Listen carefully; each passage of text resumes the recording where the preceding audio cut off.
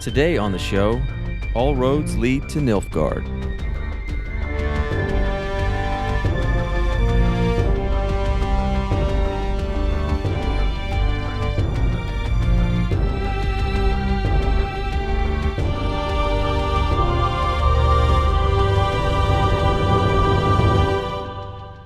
Welcome to Lore Party, the podcast that explores the stories, characters, and universes behind some of our favorite video games. My name is Brett. And my name's Abu. And today, we explore all things Nilfgaard. That is right. We are going to the Empire of the Great Sun. We're going to dive deep into its origins. We're going to get to know everything we can about it, make some interesting connections to some real-world nations as well.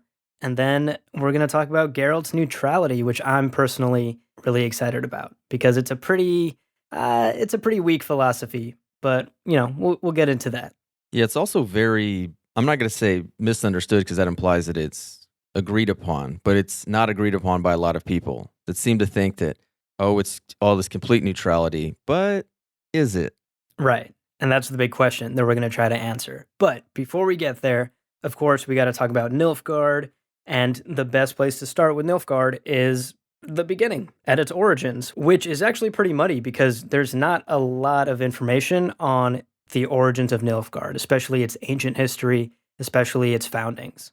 Yeah, it seems to have started out a lot, even you can look at it as ancient Greece and whatnot, and ancient Rome, where it starts out, it's a fledgling city-state that eventually grows in power and then seeks to dominate and show others that power. Right, it starts to take over a lot of the nearby provinces, a lot of the nearby city-states, presumably, but it starts off as a really small city-state of humans, and they start to intermingle with some nearby black elves and start to adopt a lot of their culture and a lot of their language, and that continues to even modern-day Nilfgaard, where in the books at one point, Ciri mentions how when she hears them speak in their language, she can almost understand it because she understands the Elder Speech, which is the language of the elves. Yeah, you have Emir's nickname, which I won't even begin to try to say in the language. But yeah, in the books, it's the white flame dancing on the barrows of his enemies. In the games, it was white flame dancing on the graves of his foes. And so that right there lets you know that they still have this attachment to, again, it would be the elder blood through Emir and all that, especially with Ciri. Right, for sure. And when you're a small city-state, the only way you can expand, of course, is to have a really strong military. And that's a Nilfgaardian tradition that we see all the way to modern-day Nilfgaard. A strong military, a disciplined military, is a cornerstone of Nilfgaardian culture that continues on to this day. It's the military that helped them expand their borders all the way to the edge of the north. And it's something that the northern kingdoms will eventually have to face on multiple occasions. Yeah, it was one of those to do the LeBron with the Heat thing. It allowed them not one, not two, but 3 invasions of the northern kingdoms. Yeah. I mean, there's going to be a lot of conflicts between the north and south. And all of that is going to be because of Emir, who is essentially the absolute monarch of Nilfgaard. We didn't mention this, but as far as government goes in Nilfgaard, it doesn't exist. There's the monarch, he has absolute power, and there's a bit of a ceremonial senate of sorts, but it doesn't actually wield true power in the nation of Nilfgaard. Yeah, and this is where you see the direct lineup with the Roman Republic into the Roman Empire, where you have the Roman Empire once, Caesar Augustus took over. They had a senate, but it was weak. And it could kind of try to do what it wanted to, but it didn't matter. The emperor had full authority. For sure. And I don't know if CD Projekt Red has openly said this yet. I haven't come across an interview myself. I never came across an interview where anyone mentioned Nilfgaard being inspired by the Romans, but I think it's pretty clear that a lot of similarities exist between the two nations. Their origins are extremely similar. Their expansionist nature is extremely similar.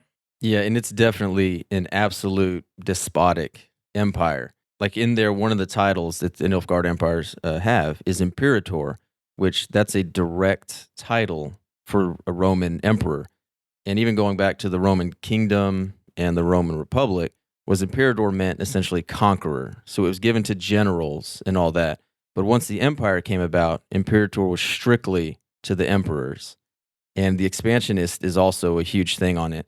That when Nilfgaard took over, like the Romans, they allowed for the preservations of local cultures, languages, leaders, basically say, you can go about your business as usual, but you must swear fealty, and you absolutely must pay your tribute and taxes. Yes, please pay those taxes, and we will leave you alone for the most Yeah. part.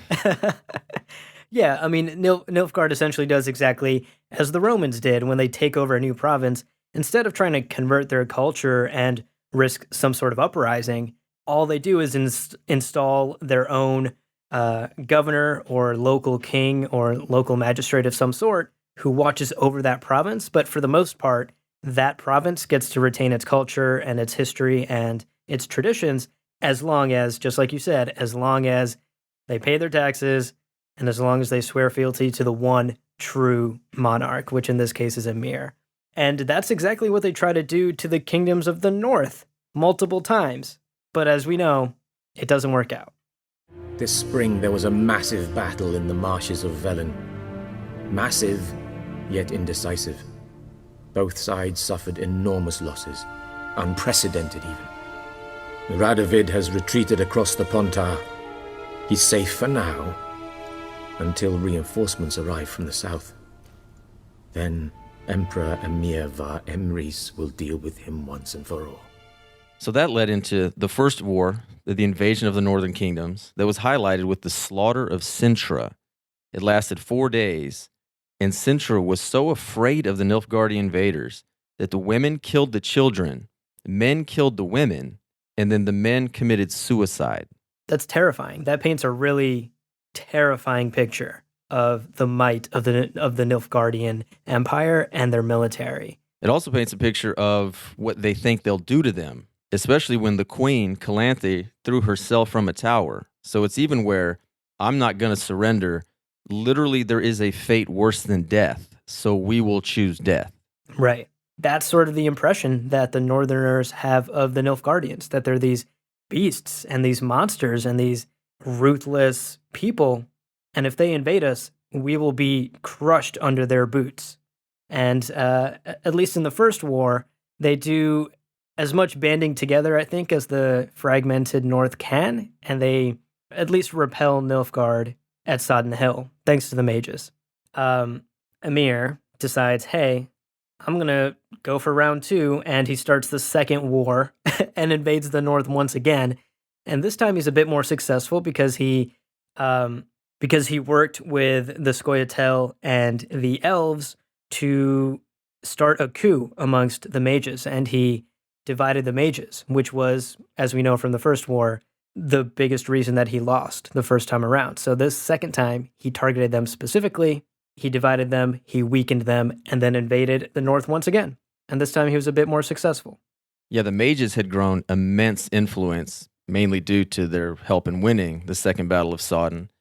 And this is where the Thaned coup takes place. And this is where Emir shows his complete other political prowess and genius. As it was a meeting of sorcerers from Nilfgaard and the Northern Realms. And what happened is neither side really knew that the other was pretty much going to try to screw them. And so, long story short, these all get together. A sorcerer named Vilgefortz causes all this havoc, all this chaos, and that leads directly into conflict between the armies.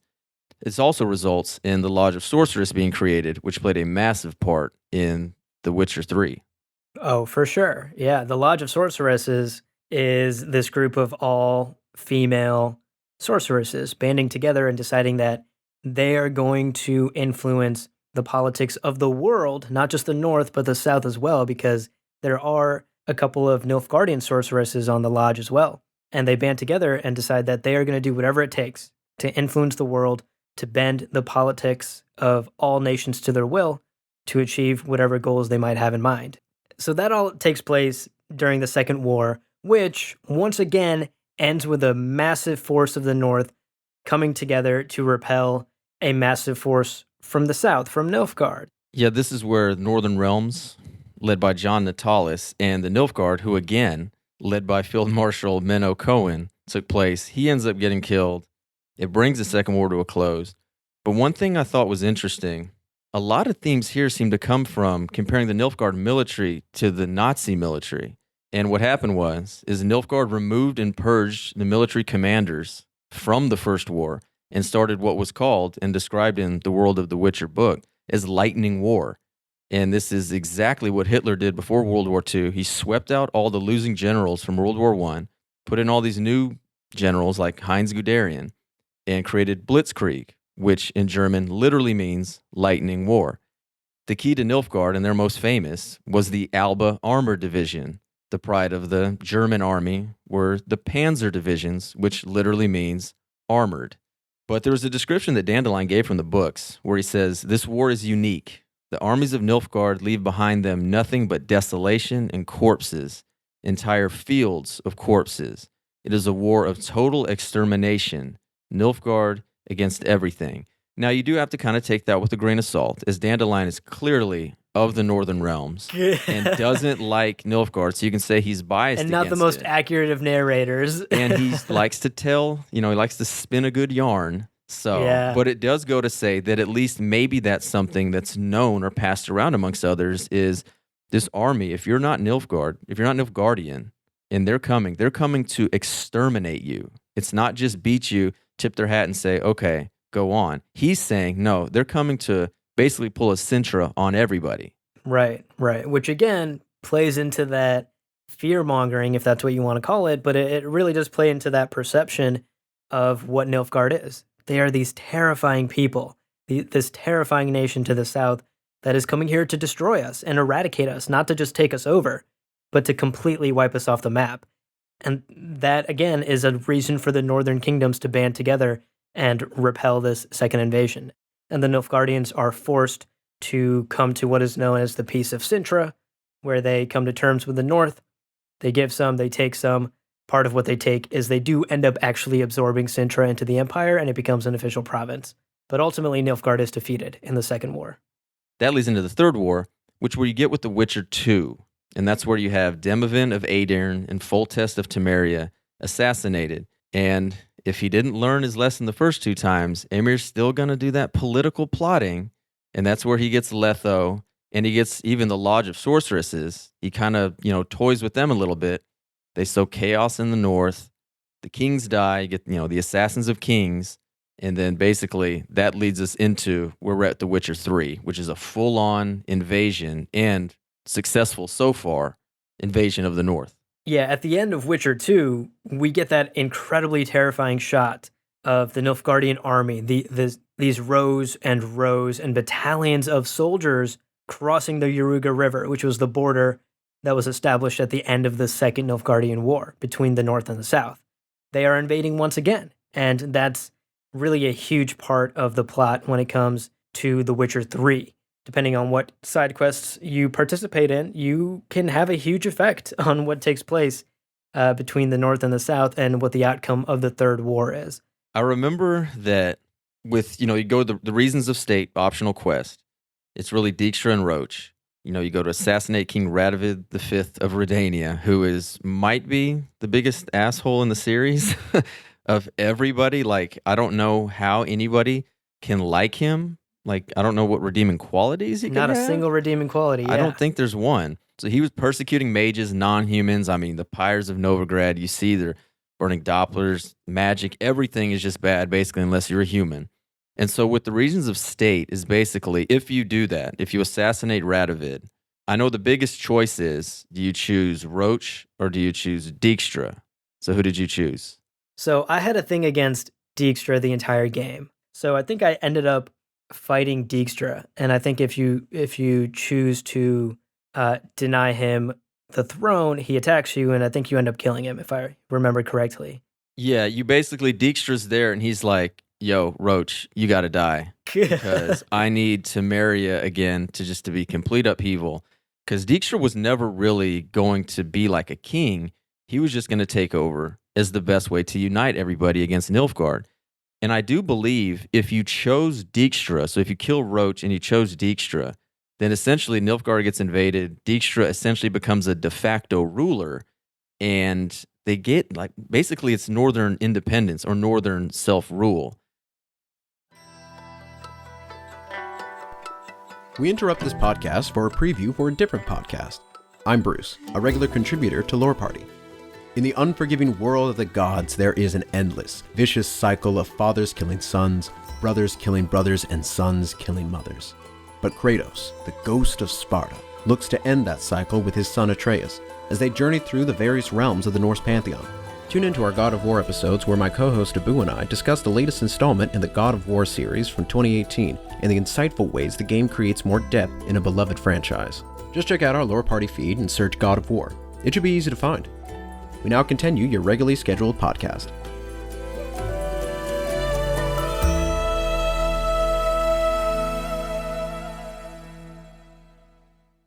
So let's continue our discussion of Geralt. We were touching on some of his philosophies earlier, but the main thing we wanted to discuss, and a lot of this pertains to Nilfgaard, so we thought it would be interesting to discuss this on today's episode, is Geralt's philosophy of neutrality. And I know you're extremely opinionated on this, so I'll let you give us sort of the 101 on what Geralt thinks his philosophy of staying completely neutral is. Yeah, when he starts out in the books, it's very clear, like neutral. Like that's it. There is nothing to choose. And it's actually stated in that World of the Witcher book where the main Witcher explaining it in there is we have to stay neutral because if we pick a side, we'll be remembered for picking that side. And should that side lose, well, we're done. Right. Like it's the idea that as a Witcher, it's his job to completely remain politically neutral and to never take a life or kill because of some sort of ideology or because of just personal hatred or emotion. But we realize that Geralt is driven almost entirely by emotion and makes decisions based off of what he believes is right, based off of his own personal ideologies. And he's famous. I don't have the exact quote in front of me, but he's famous for saying lesser, greater, it's all the same. Like there is no lesser evil. And there is also no such thing as neutrality, that eventually, if you're alive long enough, you will be forced to choose a side.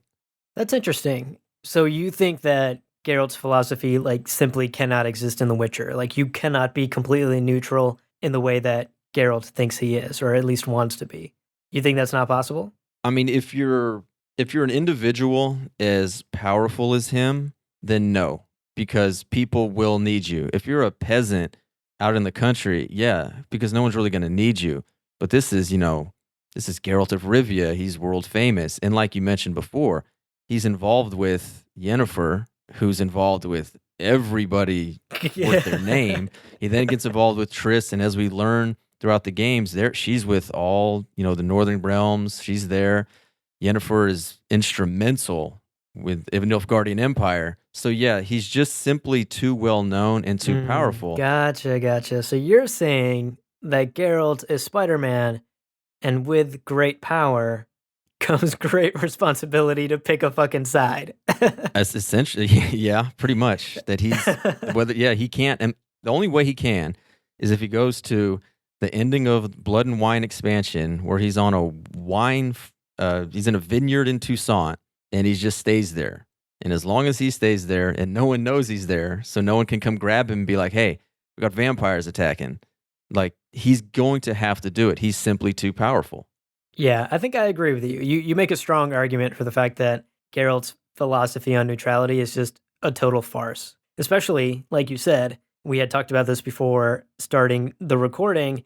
He's dating a sorceress. He goes to functions with other sorcerers and sorceresses who are some of the most politically active people in this world. I mean, they're literally embedded as right-hand men or women of these kings of the Northern Realms. So I agree with you. I think because of his unique skill set, because of who he is and what he can do, Geralt really does not get to pretend he's neutral and doesn't get to decide that he wants to stay out of other people's conflicts. He has a moral obligation to get involved at that point. Exactly. So now that we've established that Geralt is full of shit, that you can't be truly neutral in the world of The Witcher, and we've established the origins of Nilfgaard and how they came to be and the conflict between the North and the South, I wanted to ask you, how do you think the games and the books portrayed Nilfgaard differently? Or even portrayed Geralt's neutrality differently when it comes to how he interacts with Nilfgaard, who are ostensibly the bad guys, right? Like they're dressed all in black, they constantly invade the north, they're attacking our people. How do you think the games and the books differ when they show us this Nilfgaardian empire? I do think the games tend to show, especially specifically The Witcher 3, where it tended to show both sides are bad or both sides aren't good. And so the games, I think, do tend to show it, and obviously they show Radovid as the only northern king as just an unstable psychotic. Like totally unhinged. Like the Yeah. dude has some severe issues. And I think that's what comes down to. You look at message boards, you look at everything, and it's like, oh, Nilfgaard or Northern Realms, Nilfgaard or Northern Realms. And it's like, well, both can be bad, but to me, it's Northern Realms is bad, but it's Radovid is bad. Yeah, he's bad to the mages. He's racist as hell. He's killing non-humans. He's persecuting mages and anybody with magic. But he's kind of doing it to his own people, which, don't get me wrong, it's not good. As opposed to Nilfgaard, which is basically spreading this war across the entire continent. Again, both are bad. But I think it shows Nilfgaard as they're bad, but they're not. And I'm kind of trying to find a way to say it, but Yeah. it is. It's showing like, no, this is an invading force. It's complicated. It's nuanced. Yeah, I mean, you see the destruction in Velen. You know, the Bloody Baron, they just let him take over because, hey, this guy can kind of keep the peace around there. But Velen is just, it's called no man's land. It's just war-torn. It's horrible. You see with all this destruction in Velen that this is what Nilfgaard brings. Yeah, I think the games did a pretty good job of walking that line, that nuanced, complicated line of not painting one side in particular as just these overtly evil characters. There were good guys on both sides, there were bad guys on both sides, and both sides led to a lot of pain and destruction. And it's really up to you as Geralt to navigate this like extremely complicated, dark world. And I think that's why stories like Game of Thrones and the Witcher series in particular are so appealing to me personally, is because they walk that line between good and evil. Yeah, I think it does give, as you put, a nuance where it makes it personal. And I didn't read any of the Tolkien books. I didn't read Lord of the Ring books, but I watched the movies. Fred, no. No. What I'm going to say is, all I'm going to say is, in those, and I can only speak of the movies. In the Lord of the Rings movies, it was very clear good and evil. I mean, it was right there. Like, who really is like, oh man, I'm gonna support the orcs. I really want the orcs. I really want Sauron. Like, no one's gonna do that unless you're Hashtag more the people orcs like did that. nothing wrong. Yeah, there you go. Which maybe at the end, that's whole other thing. But that's what I mean. In that, it's very black and white. Yeah. It's very okay. This versus that. There's simply not much nuance in that. In this, like I said, you can go on message boards and you'll find people. No, Nilfgaardian Empire is great. The Northern Realms were this. Oh no, the Nilfgaard was this. The Northern Realms were that. And you find so much of this. And I think that's just something that's truly, it might not be unique. I think it's unique in a story of a scale like this, where it is more personal with Geralt, Ciri, Yen. Those would be the big three. Right. Those are the characters that we spend the most time with, and really Yeah. the perspectives that we view the world through. And I think it's important to always remember that when you're consuming these stories, is that you're experiencing the world through these characters' eyes, or at least through the way the author wants to portray them. And we're mostly spending our time, especially in the games, more so than in the books, we spend most of our time with Northerners, with people whose countries and nations and kings and families and friends are in danger because of this dangerous nation just to the south. So I think it's always important to remember that probably colors your perception a little bit. Yeah, going back to that Dandelion quote is we're going back to pretty much what they say about it. And again, Dandelion, he's the best friend of Geralt. We have no reason to dislike what he says. We can distrust it based on, it's Dandelion. But we have no reason to think that he's an outright liar in this case. Like if he was talking about, a woman he got with or something like that, you can be like, oh, he's embellishing. But when he's talking about something such as a Nilfgaardian invasion, it's almost like, okay, Dandelion's kind of being serious here. So we kind of have to take it at face value for what he's saying. But with everybody, it goes back to he doesn't like the Nilfgaardians, so he's going to say that. If we were to get into the mind more of the Nilfgaardians, then we'd probably learn about how horrible these people were being treated, and they were coming, to liberate. Exactly. How barbaric these Northerners were, and how they needed the Nilfgaardians to save them from themselves. We'd be fed that other narrative. Yep, Law and Order.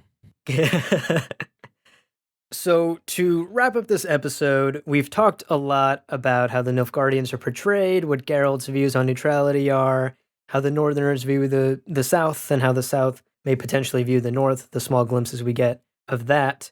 But you brought up earlier that if you go online, you can find people defending Nilfgaard, you can find people defending the North, and people sort of draw a line in the sand and pick their sides. So I think it would be fun for us to pick our sides. Would you live in Nilfgaard? I would say no, but again, that doesn't mean I'm going to run up to Redania or run up to these other places and be like, oh no, those were good. I think a lot of, this is medieval fantasy, but a lot of it is traced back to actual medieval. And again, I'm bringing my bias into this of my degrees in history. A lot of it has to do with military studies, is I've learned from history that expansionist, autocratic, military countries are terrible. And all they do is generally spread horror and pain to others. The only thing they're really good for is the ego of the invader. And whether that be Caesar, whether that be Napoleon, or anybody else who's done it, I just would want no part of being represented by that. That makes a lot of sense. Yeah, I would not want to live in Nilfgaard. I wouldn't want to live anywhere. Like, you can just spin a wheel and say you're going to live. Hell, I would say Skellige because you're away, but no, they're a bunch of murderous pirates. But maybe Kovir. Kovir is like a merchant nation, and they're extremely wealthy. I hear it's not bad up there, but just send me to Zerrikania. Yeah, send me way the hell up there. Send me across the mountain. I don't want to deal with this shit. Desert. Yeah. I'll cross the desert. Let's go to Zerrikania. I'm sure Zerrikania is dealing with its own shit. But my answer to this question, at least my initial answer, and throughout our discussion, I think you've actually swayed me. And I got to you. Yeah, I think you got to me, but I'll stick to my guns and I'll try to defend my original answer, which was obviously that I said, yes, I would live in Nilfgaard. And my original reasoning for that, before you started comparing Nilfgaard to Hitler, which makes me look like shit. Yeah, those Nazis. My original argument was essentially that the North is so fragmented. The North has multiple rulers. They're not a cohesive nation. And those constant conflicts and those constant changing borders in the North are something that you would have to deal with as an everyday peasant or as an everyday merchant or soldier or whoever in the North. If there's a war and the border changes, your fucking farm could get burned down just because Radovid over there decided he wanted to take over that side of the river, That was my main argument there. Was the North is so fragmented, there's so much infighting, there's so much conflict that you're never really escaping that. But I don't know. I feel like you ultimately changed my mind about that, and I don't want to live under Hitler in the Roman Empire and support a nation that is cool with slavery. Well, that about wraps it up. We hope you enjoyed this episode. If you did, maybe take a second to rate and review us on Apple Podcasts. That really helps us grow the show. And be sure to connect with us on Twitter and Instagram at lore_party. Thanks for listening, and we'll see you next time.